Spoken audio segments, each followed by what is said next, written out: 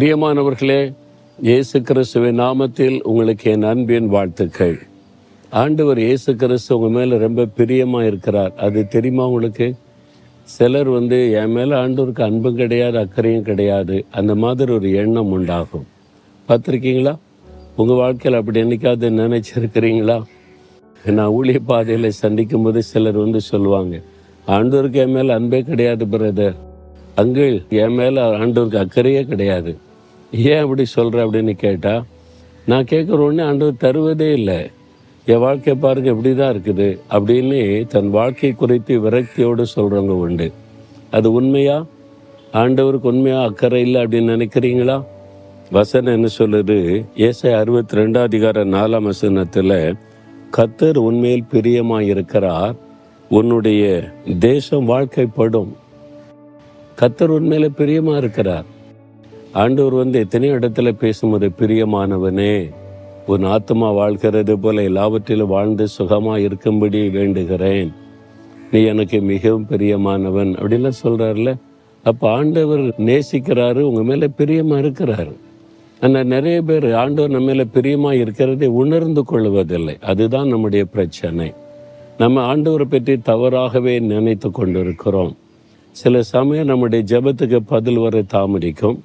சில சமயம் நம்ம எதிர்பார்க்கிறபடி ஆண்டவர் பதில் கொடுப்பதில்லை.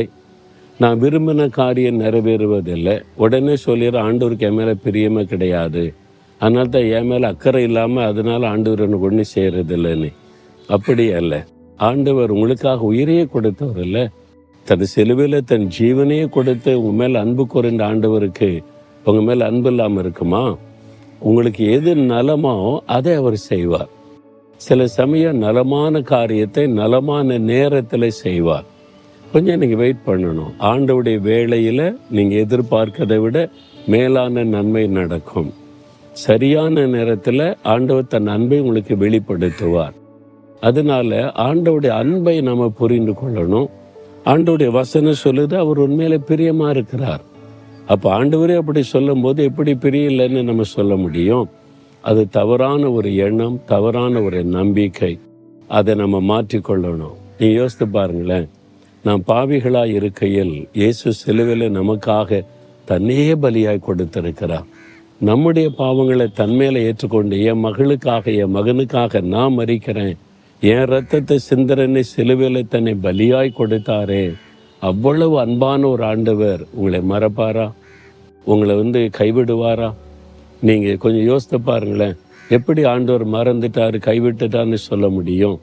அவர் உங்கள் மேலே நினைவாக இருக்கிறார், உங்கள் மேலே பிரியமாக இருக்கிறார். முதல்ல அதை விசுவாசிங்க. அதை விசுவாசித்த, ஆண்டவரே என் மேலே நீங்கள் பிரியமாக இருக்கிறீங்க, நான் விசுவாசிக்கிறேன், எனக்காக சிலுவையில் உங்களையே பலியாக கொடுத்தீங்க, விசுவாசிக்கிறேன், எனக்கு நலமானதை செய்வீங்க, ஸ்தோத்திரம், துதிச்சு பாருங்க, நன்மையானது நடக்கும். நீங்கள் ஆண்டவருடைய அன்பை சந்தேகப்படுறது, முறுமுறுக்கிறது, ஆண்டவரை குறை சொல்றது, அதனால ஆண்டவருடைய ஆசீர்வாதம் தாமதிக்கிறது, தடைப்பட்டு போகிறாரு. இன்றைக்கு ஆண்டவர்கிட்ட சொல்லுங்க, ஆண்டவரே என்னுடைய முறுமுறுப்பு, என்னுடைய அவிசுவாசம், தவறான புரிந்து கொள்ளுதல், இதெல்லாம் எனக்கு மன்னிங்க. நீங்கள் உண்மையாக என் மேல் அன்பு வைத்திருக்கிறீங்க.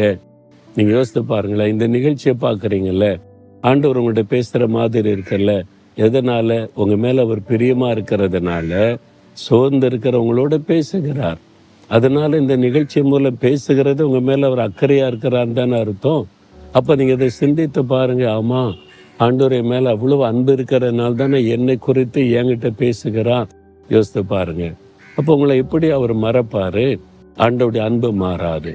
அதனால் ஆண்டவரே, நீர் என் மேலே பிரியமாக இருக்கிறீர், நான் இதை புரிந்து கொள்ளாமல் இருந்துட்டேன், என்னை மன்னியும் அப்படின்னு சொல்லி பாருங்களேன். அந்த ஆசீர்வாதத்தை நீங்கள் காண்பீங்க.